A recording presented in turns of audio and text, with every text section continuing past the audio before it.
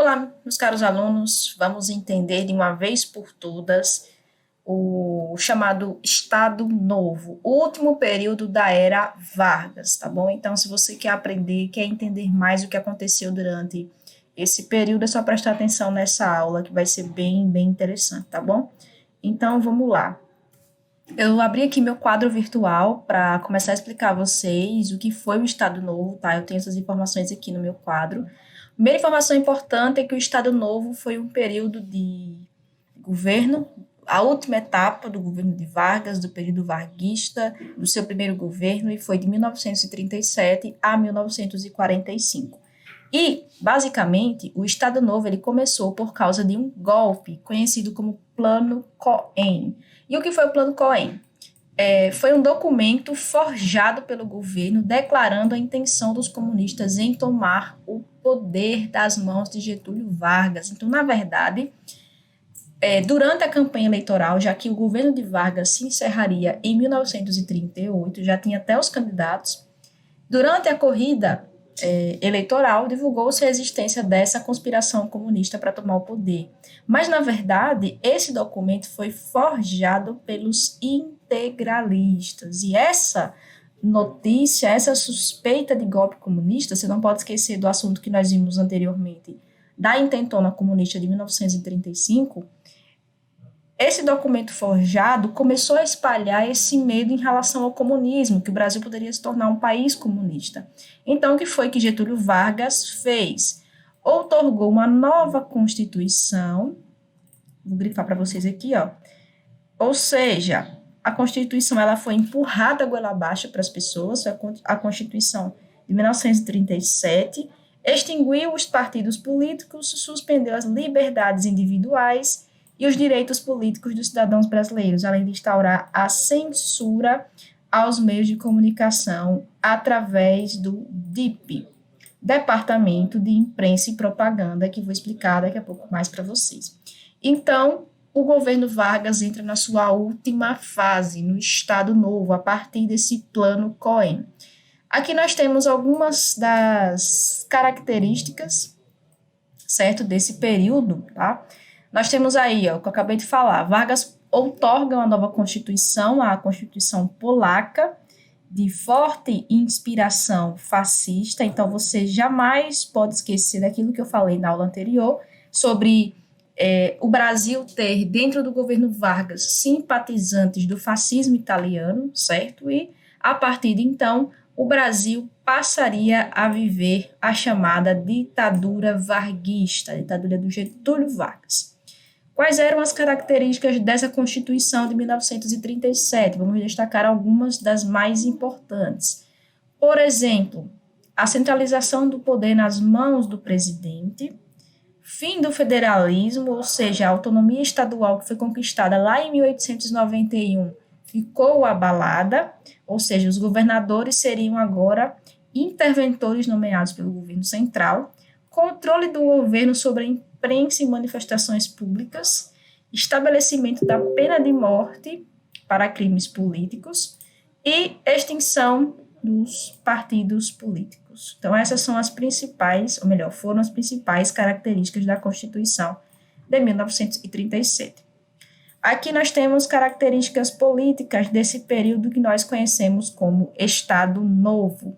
Centralização política, como eu já falei, fortalecimento do poder, ampliação da lei trabalhista, essa, sem dúvidas, é uma das maiores características do governo Vargas em si, dessa era Vargas, é a legislação voltada ao trabalhador, por isso que a gente utiliza a denominação do trabalhismo, desse conceito criado por historiadores.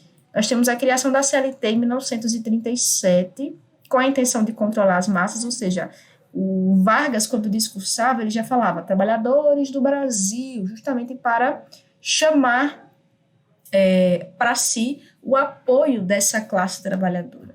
Atualização do salário mínimo, a jornada de trabalho, carteira profissional, ou seja, vários dos direitos que nós temos hoje foram conquistados naquele período.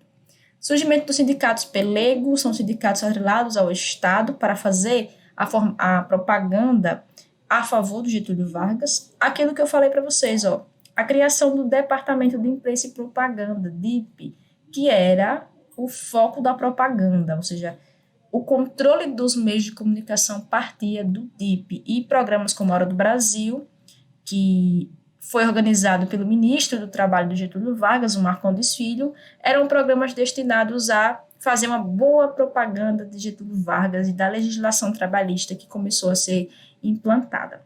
Criação do DASP, Departamento de Administração do Serviço Público, e nascimento da Polícia Secreta, coordenada por Filinto Miller, responsável pela repressão aos inimigos do regime Vargas. Ou seja, tipicamente nós temos características de um regime ditatorial, certo, pessoal?